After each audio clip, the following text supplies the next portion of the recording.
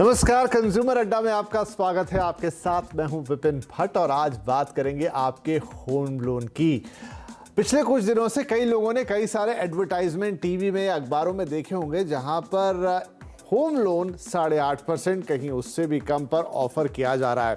वैसे कई लोग हैं जिन्होंने पिछले 2 साल के अंदर ढेर सारा होम लोन लिया, ढेर सारे लोगों ने लिया क्योंकि रिकॉर्ड बिक्री हुई है घरों की। और वो होम लोन उस वक्त में लिया गया जब ब्याज दरें देश के अंदर सबसे निचले स्तर पर चली गई थी, यानी करीब 6.5% तक लोएस्ट होम लोन ऑफर हो रहा था। तो किसी को 6.5 मिला, किसी को करीब 6.25 मिला, किसी को 7, मैक्सिमम किसी को 7.25 या 7.10 के आसपास मिला। ऐसे लाखों लोग हैं, घर खरीदार हैं, जिन्होंने सस्ती ब्याज दरों में होम लोन लिया। लेकिन अब जैसे जैसे आरबीआई ने दरें बढ़ाने का सिलसिला शुरू किया, उनके होम लोन महंगे होते चले गए। और अब यह हालत है कि या तो किसी की ईएमआई बढ़ी है, और अगर ईएमआई नहीं बढ़ी है तो टेन्योर बढ़ गया है। कई लोगों का टेन्योर इस कारण से उनके रिटायरमेंट एज के बाद भी चला गया है। और फिर जब आप ये एडवर्टाइज देखते हैं कि भाई ये तो वापस से सस्ते में होम लोन मिल रहा है, ये क्या? तो भाई बैंक है, वो नए कस्टमर्स को लुभाने के लिए सस्ता होम लोन देते हैं। ऐसे में बताया यह जाता है कि आप भी इस चीज का फायदा उठा सकते हैं। कैसे, वही कार्यक्रम में आज हम चर्चा करेंगे। तो पहले समझ लेते हैं कि हो क्या रहा है, एक नजर डालते हैं कुछ बिंदुओं पे, कुछ टॉपिक्स पे। देखिए, ब्याज दरें बढ़ने से होम लोन महंगा हुआ, डेफिनेटली भाई। हमने 6.5 पे लिया था और अब ये पहुंच गया करीब करीब 9, और कुछ लोगों के लिए तो 10% से भी ऊपर निकल गया अगर ये उनकी रकम ज्यादा बढ़ी है लोन की। ईएमआई बढ़ गई कुछ लोगों की, या फिर रीपेमेंट का टेन्योर बढ़ गया, यानी कि कभी 15 साल में या 20 साल में खत्म होना था तो अब वो 22, किसी का 23 साल तक चला गया। रिटायरमेंट की एज क्रॉस कर गया कई लोगों की, इसलिए उनको चिंता हो गई है कि भाई उसके बाद भी उनकी ईएमआई चलती रहेगी, जो कि एक मोटी ईएमआई है। तो ये वो बिंदु हैं। और जैसा मैंने कहा कि इस बीच इश्तिहार जहां पर 8.5% पर होम लोन मिल रहा है, तो ऐसा कैसे हो सकता है, और अगर ऐसा हो रहा है तो क्या हम उसका किसी तरीके से फायदा उठा सकते हैं? बहुत सारे मैसेजेस भी आपके इनबॉक्स में पहुंचे होंगे जहां एक बैंक आपसे रिक्वेस्ट कर रहा है कि क्या आप अपना मौजूदा होम लोन ट्रांसफर कराना चाहते हैं। हाँ, लगता तो अच्छा है कि तरह करा लेते हैं, लेकिन ये तरीका थोड़ा सा लेंदी होता है, थोड़ा खर्चा भी होता है। यही आज सारी बातें करेंगे कि अगर आपका होम लोन महंगा है, आपको लग रहा है, और कहीं सस्ता होम लोन अवेलेबल है, आपका अपना बैंक उसे सस्ता दे रहा है, तो उसमें आप क्या कर सकते हैं, कैसे उसे सस्ता करवा सकते हैं। इसीलिए आज हमने कुछ खास मेहमानों को भी आमंत्रित किया है। कार्यक्रम में शामिल हो रहे हैं ऑप्टिमा मनी मैनेजर्स के एमडी पंकज मटपाल, rupeapaisa.com के एमडी मुकेश पांडे और इंडियन इन्वेस्टर फेडरेशन के डायरेक्टर रजत धर। आप सबका बहुत बहुत स्वागत है। पंकज साहब, आपसे शुरू करते हैं। पहली बात तो ये कि ऑल ऑफ सडन ये 8.5% पे होम लोन की जो एडवर्टाइज आने लग गई, तो क्या बैंक्स को ये मार्च क्लोजिंग करनी थी, ज्यादा कस्टमर्स खींचने थे, इसलिए उन्होंने नए लोगों को सस्ता लोन ऑफर करना शुरू कर दिया? जी नमस्कार, बिल्कुल सही कहा आपने। देखिए, क्या होता है कि एक बोरोइंग कॉस्ट होती है। अब अगर हम बात करें कि रेपो रेट बेस्ड लोन है, तो रेपो रेट जैसे ही बढ़ेगा आपकी लोन की ईएमआई बढ़ेगी, आपका इंटरेस्ट रेट जो एप्लीकेबल है वो भी बढ़ेगा। तो जब 4% रेपो था, तो उस वक्त पर आपको अगर 6.5% या 7% पर लोन मिल रहा था, तो मतलब जो बैंक का मार्जिन है वो 2.5 से 3% हो गया। अब उस वक्त पर क्योंकि 6.5% काफी सस्ता लग रहा था, 7% भी कम लग रहा था, तो आपने कभी कहा नहीं कि 2.5%, 3% जो स्प्रेड है, जो मार्जिन है वो ज्यादा है, आप कंफर्टेबल थे। अब क्योंकि रेट, अब रेपो, हम चाहे वो रेपो रेट की बात करें या फिर रिटेल प्राइम लेंडिंग रेट, जो कि नॉन बैंकिंग फाइनेंस कंपनीज हैं, वो आपको आरपीएलआर के हिसाब से लोन देती हैं, या फिर एमसीएलआर बेस्ड हो, पर किसी भी केस में जो कॉस्ट ऑफ बोरोइंग है उसके हिसाब से आपका जो लोन का रेट तय होता है वो उसके आधार पर होता है। तो इस वक्त पर जब हम बात करें 8.5, अब मान लीजिए 6.5% का रेपो है और आपको 8.5% पे ऑफर किया जा रहा है कि मार्जिन जो है वो बैंक ने कम कर दिया, 2% पे देने की बात कर रहे हैं। यहां पर 2 बातें बहुत इंपॉर्टेंट हैं। एक तो ये कि बैंक ने ऑफर तो किया है, बट इसका मतलब ये नहीं है कि उसी रेट पर आपको मिल जाएगा, क्योंकि हर इंडिविजुअल की अपनी एक असेसमेंट होता है जिसके बेसिस पर लोन का रेट तय किया जाता है। तो ये मिनिमम है। तो जब आप सोच रहे होंगे कि मेरा लोन रेट बहुत महंगा है, क्या दूसरा बैंक मुझे 8.5% पे देगा, वो ऑनवर्ड्स है। तो आप ये जरूर देखिए कि आपके लिए पहले किस रेट पर एप्लीकेबल था और अब क्या हो सकता है। आप किस तरह के व्यवसाय में हैं, या फिर आप गवर्नमेंट सर्विस में हैं या प्राइवेट जॉब में हैं, आपका सिविल स्कोर कैसा है, इन सब बातों के आधार पर आपका लोन का रेट तय होता है। लेकिन अगर हम बात करते हैं मार्जिन की, तो मैं एक बात जरूर कहूंगा कि अपने ही बैंक से आप बात कर सकते हैं कि वो कैसे उसको कम किया जा सकता है। बट ये तय है कि लोन के जो रेट ऑफ इंटरेस्ट हैं, वो जो मार्जिन है उसमें फर्क है, जिसकी वजह से नए कस्टमर को कम पर और पुराने कस्टमर्स को जिनका पहले से वो जो स्प्रेड है, मार्जिन है, बढ़ा हुआ है, उसकी वजह से उनको महंगा मिल रहा है। जी चलिए, बिल्कुल। तो मैं हमारे तमाम दर्शक जिनको शायद थोड़ा मार्जिन स्प्रेड के बारे में आइडिया नहीं है, तो उनको एक सरल शब्दों में जो पंकज जी कह रहे हैं उसका बस इतना एक्सप्लेनेशन है कि देखिए, अब आप सब जानते हैं कि रेपो रेट से जुड़े हुए हैं हमारे होम लोन के रेट। और रेपो रेट जब 4% पे था, 6.5 पे मिल रहा था ना, 2.5% रेपो से ऊपर, वो 2.5% आप उसे मार्जिन कह लें, स्प्रेड कह लें, समझ लीजिए वो बैंक आपसे एक्स्ट्रा लेता है, अपना खर्चा निकालता है, अपना मुनाफा निकालता है, और उसमें उसके लिए जो भी कुछ उसकी कमाई होती है वो होती है, वही वो कम ज़्यादा करके आपको एडजस्टमेंट करता है। आप 6.5% पर रेपो रेट आ गई आरबीआई की तरफ से, तो कहीं वो 2.5% मार्जिन रख रहा है, कहीं 2 रख दे रहा है, तो फिर वो आपको सस्ता दिखता है। ये नए कस्टमर खींचने का तरीका भी होता है, राइट। रजत धर साहब, तो अब ये 2 ऑप्शंस हो गए आपके सामने। कई एसएमएस आपके लोगों के पास आ रहे हैं, या कई एडवर्टाइजमेंट हो रहे हैं कि आप अपना, या फिर लोगों को फोन मिलता है कि भाई आपको क्या अपना होम लोन स्विच करना है। एक ऑप्शन तो ये है, और दूसरा पंकज जी जो बता रहे हैं कि भाई आप अपने बैंक से बात कर ले। अब थोड़ा एक एक करके डिस्कस करते हैं। अगर आपको स्विच करना है, क्या स्विच करना इतना आसान होता है? जैसा पंकज जी ने भी कहा कि कोई मिनिमम दिख रहा है 8.5%, बहुत कंडीशन डिपेंड करेगी कि आपको क्या मिलेगा। और जितना हम जानते हैं, स्विच करने का भी एक कीमत होती है, कॉस्ट देनी पड़ती है आपको। बिल्कुल सर, मैं इसमें आपको ये बताना चाहूंगा कि जब हम होम लोन रेट का जो इंटरेस्ट है और वो बचाना चाहते हैं, उसमें पहली बात है हमारे में एक बायस है जिसमें से हम ग्रस्त हैं सभी, जिसको कह सकते हो आप मिडिल क्लास बायस। अब आप कहेंगे मिडिल क्लास बायस क्या है? हम कह रहे हैं हमें कॉस्ट बचाना है, 2% का या 2.5% का या आधा % का, या रेट ऑफ इंटरेस्ट मुझे 8.5 की जगह 8% मिल रहा है, मैं जंप कर रहा हूं। एज अध्यक्ष भारतीय निवेश महासंघ, अगर मैं आपसे बात करूं, भारतीय निवेशक महासंघ की अगर मैं बात करूं आपसे, तो इसमें कहने की सिर्फ बात यह है, इसमें कहने की बात सिर्फ जस्ट अ सेकंड, हाँ सॉरी, तो इसमें कहने की बात सिर्फ ये आएगी कि जब आप होम लोन का देखते हैं, इसमें आपको 2 पर्सपेक्टिव्स देखने हैं। सबसे पहली बात, महंगाई होती है कि आप एक जगह से दूसरी जगह पे शिफ्ट करेंगे, यू हैव टू पे चार्जेस, और वो लेंथी प्रोसेस है। कोई भी बैंक का बंदा आपके घर आके करेगा नहीं, आपको जाना पड़ेगा, आपको लेटर लेनी पड़ती है, लोन ट्रांसफर कराना पड़ता है, 2-2.5% का होता है। लेकिन सबसे पहला सवाल क्या है? सबसे पहला सवाल ये उठता है कि क्या ये सही टाइम है आपको स्विच करने का? अगर आपको स्विच भी करना है, अगर वो आपको लगता है मुझे 54 कम मिल रहा है, क्या ये राइट टाइम है? मैं आपको ये बताऊंगा, 1 अप्रैल से रेट ऑफ इंटरेस्ट फिर से बढ़ने वाले होम लोन के अक्रॉस मेनी प्रोवाइडर्स। अगर 1 अप्रैल से रेट ऑफ इंटरेस्ट बढ़ जाएंगे, और अभी तक हम एक्सपेक्ट कर रहे हैं कम से कम 3 या 4 बार और बढ़ेगा, बिफोर सितंबर में फ्लैटन होंगे। So if you ask me as अध्यक्ष ऑफ भारतीय निवेशक महासंघ, मैं तो ये कहूंगा कि आप 6 महीने रुक लीजिए, और 6 महीने रुकने के बाद अगर आपको ट्रांसफर भी करना है तो भी आप कर लीजिए। लेकिन इसमें भी कैच है, आपको अभी कहते हैं ना कि जब केबल टीवी लॉन्च हुए थे 1990 के दशक में, तब वो फ्री ऑफ कॉस्ट आए थे, तो सबने ले लिया। लेकिन जब बाद में पैसा लगने लगा, सब्सक्रिप्शन लगने लगा, तो लोगों ने पे करना शुरू किया। अभी आपको वो लोअर कॉस्ट पे एक्वायर करेंगे, 6-8 महीने के बाद अगर आपकी कॉस्टिंग बढ़ा दी, आप मार्जिन बढ़ा दिया, then you will have to pay that. तो आप 6 महीने के बाद दूसरी बार 2% का इंटरेस्ट देके तो स्विच आउट नहीं करेंगे। तो ये सिर्फ एक ही चीज है।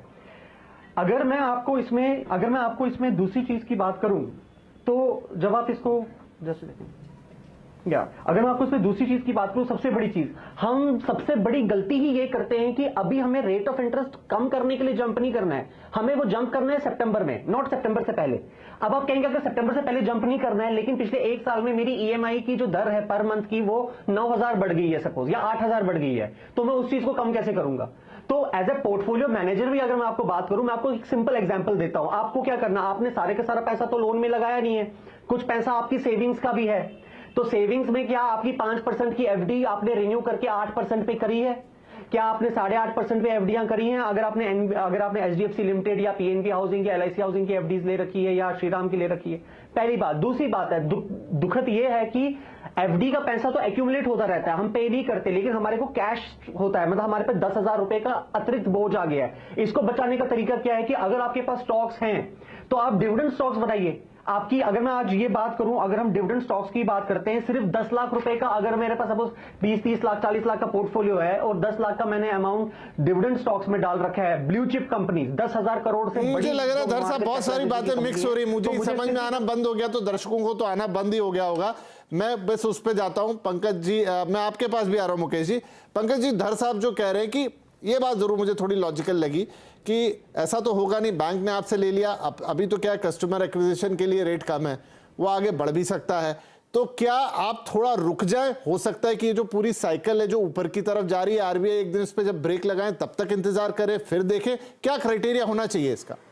नहीं सर, मेरे हिसाब से मेरी ओपिनियन ये है कि रुकने की जरूरत नहीं है। उसकी वजह यह है कि आपका जो मार्जिन, उसको स्प्रेड कहिए, मार्जिन कहिए, आपने समझाया अभी जैसे, वो जो होता है वो फिक्स होता है, और जो बेस होता है, चाहे वो आपका रेपो हो, एमसीएलआर हो या फिर प्राइम लेंडिंग रेट हो, वो आपका बदलता रहता है। तो मान लीजिए आज की तारीख में 6.5% का रेपो है और आपको लोन जो है वो 8 पर मिल रहा है, इसका, या 9 पर मिल रहा है, 6.5 में 8 पर तो मिलना पॉसिबल ही नहीं है, 9 पर मिल रहा है, तो इसका मतलब क्या हुआ कि 2.5% का आपका उस पर मार्जिन जुड़ा हुआ है। अब यदि बैंक से नेगोशिएट करते हैं और मार्जिन कम कर लेते हैं, उसको आप आधे % से कम करवा लेते हैं, तो आपका लोन 8.5 पे आ गया इस वक्त पर। अगर आपका वो 0.5% जो है वो कम कराएंगे आप, और 6.5% है, उसके ऊपर अगर 2% रहेगा तो आपका 8.5% आ जाएगा। अब अगर पहली स्थिति होती कि 6.5 प्लस 2.5 9% है, और लोन का इंटरेस्ट मान लीजिए एक कैलकुलेशन के लिए 0.5% से बढ़ जाता है, तो सीधा आपका वो आधा % बढ़ने वाला था, तो यानी कि 9 की जगह 9.5 होता। बट यदि अभी 8.5 हो गया है तो बाद में 9 होगा। तो सिंपल सी बात है, यदि आप अपने मार्जिन अभी कम करा लेते हैं, तो जब भी रेट ऑफ इंटरेस्ट बढ़ेगा, आपको वो आधा % 1% जितना भी कम होके मिल रहा है वो हमेशा मिलता रहेगा। तो मेरे हिसाब से आपको वेट करने की जरूरत नहीं है, आप इस वक्त पर ही अपना जो मार्जिन है उसको घटाएं, ताकि जब भी बेस बढ़े तो कम से कम आपका मार्जिन कम होगा, तो उसी अनुपात में आपको उसका जो बढ़ोतरी होगी उस अनुपात में होगी। तो इसके लिए मेरे हिसाब से इंतजार करने की जरूरत नहीं है। ठीक है मुकेश साहब, जो मेरा एक प्रश्न था कि चलिए मैं एक बैंक से दूसरे बैंक के पास जा रहा हूं कि भाई मेरा लोन ट्रांसफर कर लीजिए, कितना खर्चा होता है उसमें, क्योंकि उसको भी तो ध्यान में रखना होगा। देखिए, जहां तक खर्चे को लेकर के बात करें, ये बहुत जरूरी है एक होम लोन बायर को कि वो निगोशिएट करे और ऑप्शंस ढूंढे कि क्या बेस्ट मिल सकता है। और बहुत सारी चीजें डिपेंड करती हैं उसके खुद के सिबिल रिकॉर्ड पे, उसके इनकम एलिजिबिलिटी पे। तो नॉर्मली 5,000 रुपए लगते हैं एक बैंक से दूसरे बैंक में स्विच करने से। मिनिमम 5,000 से लेकर के 25 पैसे ऑफ द लोन अमाउंट। अगर मैं बोलूं कि 1 करोड़ का लोन अपना स्विच कराने की कोशिश कर रहा है तो बहुत अच्छा प्रोफाइल है तो सिर्फ 5,000 रुपए की प्रोसेसिंग फी लगेगी, और थोड़ा अगर पेपर में थोड़ी कमी है तो मैक्सिमम 25,000 रुपए ये किसी भी बैंक से दूसरे बैंक में ट्रांसफर करने का इस टाइम पे होम लोन ट्रांसफर में चार्जेस लगता है जी। और अगर आप अपने ही बैंक से निगोशिएट करें तो क्या वो भी चार्जेस लेते हैं? मतलब आप मान लीजिए कि आपने एक्स बैंक से कोई लोन ले रखा है और आप कहें कि भाई मैं जा रहा हूं दूसरे बैंक में, निगोशिएशन तो यही होगा, वो कहेंगे नहीं रुकिए हम ही करके देते हैं, तो इंटरनली वो भी कुछ चार्ज करते हैं? नहीं, अगर आप बैंक से स्विच करने की उनको बोलते हैं कि भाई अगर आप हमारी रिक्वायर्ड रेट ऑफ इंटरेस्ट को अगर आप नहीं मैच कर पा रहे हो तो मेरे पास XYZ दूसरा बैंक है जो मेरी इस रिक्वायरमेंट को मैच कर रहा है, तो बहुत चांसेस है, क्योंकि हर बैंकों के पास अपनी एक रिटेंशन टीम है, उस सैंक्शन के बेसिस पे वो खुद रिटेन करती है। और कस्टमर के पास एक अपर हैंड इसलिए होता है बिकॉज विपिन जी, जब हम होम लोन को ट्रांसफर करवाते हैं ना, तो होम लोन के अंदर में बैलेंस ट्रांसफर के फोरक्लोजर चार्जेस नहीं लेता कोई भी बैंक, जो जनरली और भी किसी लोन में, कोई कमर्शियल लोन में या लोन अगेंस्ट प्रॉपर्टी में बैंक चार्ज करता है। तो होम लोन कस्टमर का एक अपर हैंड ये होता है कि वो निगोशिएट कर सकता है ये बोल करके कि अगर आप हमारी रिक्वायरमेंट को मैच नहीं कर पा रहे हो तो मेरा कोई और बैंक कर रहा है, तो उस पर वो जरूर उसकी रिटेंशन टीम उसके जो रिक्वायरमेंट है उसको मैच करती है। ठीक है जी, ठीक है। तो जिससे पहले ब्रेक लूं, उससे पहले धर साहब क्या बेहतर होगा, पहले आप अपनी बैंक से बात कर ले या फिर एक बार किसी सामने वाली बैंक से बात करके भी अंदाजा ले ले कि भाई कितना आपका स्कोप बनता है, उस हिसाब से अपनी बैंक से नेगोशिएट कर ले? सर देखिए, सबसे पहले मैं आपको ये कहूंगा कि जितने भी बैंक्स हैं वो इसमें सबसे पहले बच डाउन होंगे ही, बच डाउन ये होगा, they will not like their clients to lose because ये they are making money over next 20 years. तो जो सबसे पहली बात है which is comfortable for bank also and also for the borrower, कि वो अपने बैंक के पास पहले जाए कि भाई मैं इससे बाहर जा रहा हूं, आप मेरे को मेरा बेटर रिटर्न क्या देते हैं। सबसे अहम बात ये हो जाती है कि रैदर देन क्लाइंट या कस्टमर बैंक के पास जाए, bank should rather start doing it because people आ रहे हैं जिसका अगर क्रेडिट, अब मैं सिंपल कह रहा हूं, जिसका क्रेडिट स्कोर अगर 800 के ऊपर है या बहुत अच्छा क्रेडिट स्कोर जा रहा है, आपको तो rather as a part of loyalty आप कुछ टॉप कस्टमर्स को भी दे देंगे, this will like do like anything, it will like लेकिन बैंक आमतौर पे ऐसा करते नहीं है, सही काम करते हैं बट जी बैंक आमतौर पे ऐसा करते ही नहीं है, वो तो एहसास ही नहीं होने देते आपको, वो आपकी ईएमआई नहीं बढ़ाते हैं, टेन्योर बढ़ाते हैं, कोई साफ कम्युनिकेशन भी नहीं होता आपसे कि भाई आपका टेन्योर बढ़ के कितना हो गया है। इन लास्ट वो यथास्थिति रखते हैं ताकि आप विचलित ना हो। इन द लास्ट 5 इयर्स हमने खुद भी जी हमने काफी बार होम लोन, अब मैं आपको एक और चीज बताता हूं, जब आप होम लोन को प्रीपे भी करने की कोशिश करते हैं या आप कहते हैं कि भाई मुझे प्रीपे करना है, मैं थोड़ा सा प्रीपे कर दूंगा, सपोज 1 लाख रुपए का बोनस आ गया मैं दे दूंगा। अगर आप ऑनलाइन करने जाते हैं या अगर आप रेट ऑफ इंटरेस्ट कम करने जाएंगे, आप देखिए कि मैं ऑनलाइन जब लोन अकाउंट में जाता हूं मेरे को आता है कि आप रेट ऑफ इंटरेस्ट रिड्यूस नहीं कर सकते at the prevailing lower rate of interest, वो तो आप ऑटोमेटिक रिबैलेंसिंग हुई, लेकिन पहले वो भी नहीं होता था। और अगर आपको करना हो तो क्लाइंट को खुद ही जाना होता था लोन ऑफिस वो करवाने के लिए। फर्स्ट एंड फॉरमोस्ट जितने भी एग्जिस्टिंग बोरोवर्स हैं उनको अपने एग्जिस्टिंग बैंक के साथ ही नेगोशिएट करना होगा, क्योंकि without any cost and hassle, क्योंकि लोन ट्रांसफर करने का प्रोसेस ही 15 से 20 दिन का होगा। ठीक है तो सही बात है, आप पहले अपनी बैंक से बात कीजिए कि क्या आप मुझे करके दे रहे हैं, आप एडवर्टाइज कर रहे हैं फला रेट पे और मुझे इतने पे दे रखा है, तो क्या आप मुझे भी उस रेट पे ला सकते हैं। अगर अच्छी बात है, वो एज ए कस्टमर आपको लूज करना नहीं चाहते हैं तो डेफिनेटली आपकी बात सुनेंगे, नहीं तो दूसरा ऑप्शन खुला ही है। छोटा ब्रेक लेते हैं, ब्रेक के बाद कुछ और सवाल हम इसमें कि जैसे जो बैंक से कम्युनिकेशन नहीं है तो आप कैसे पता करेंगे कि भाई आपका टेन्योर कितना बढ़ गया है, कोई फर्क पड़ा है, क्योंकि बहुत सारे लोगों को कोई कम्युनिकेशन नहीं होने से उन्हें लगता है सब वैसा का वैसा ही चल रहा है। एक छोटा ब्रेक के बाद बातचीत आगे बढ़ाएंगे। Welcome back home loan adjustment time, क्योंकि कुछ ग्राहकों को नए लेवल पे यानी कम दरों पर बैंक होम लोन ऑफर कर रहे हैं। हो सकता है आपने जहां लिया हो और उसके बाद जिस तरह से ब्याज दरें बढ़ी हैं, जिस तरह से रेपो रेट बढ़ा, क्योंकि आजकल सारे होम लोन वो रेपो रेट से कनेक्टेड होते हैं, तो आपका लोन अच्छा खासा महंगा हो गया और हो सकता है आपको इसका अंदाजा ही ना हो। तो चलिए बातचीत को आगे बढ़ाते हैं। पंकज साहब, यही शायद एक बहुत बड़ा कैच है कि देखिए कोई बहुत खास कम्युनिकेशन होता नहीं बैंक की तरफ से। आमतौर पे बैंक, जैसे आपने कई कार्यक्रमों पे बताया है कि आप जब ब्याज दरें बढ़ती हैं तो आपका टेन्योर बढ़ा देते हैं, वो आपकी ईएमआई को वैसा का वैसे ही रखते हैं और उस टेन्योर को लेकर भी कोई कम्युनिकेशन होती नहीं है साफ साफ, आपको पता भी नहीं चलता कि कितनी टेन्योर बढ़ गई है और ईएमआई चूंकि उतनी हो रही होती है तो आप निश्चिंत से रहते हैं। तो कैसे पता लगाएं कि भाई आपकी टेन्योर कितनी बड़ी है, ये जो इतनी 3-4 बार रेपो रेट चेंज हो गया है तो आपके लोन के हाल क्या है।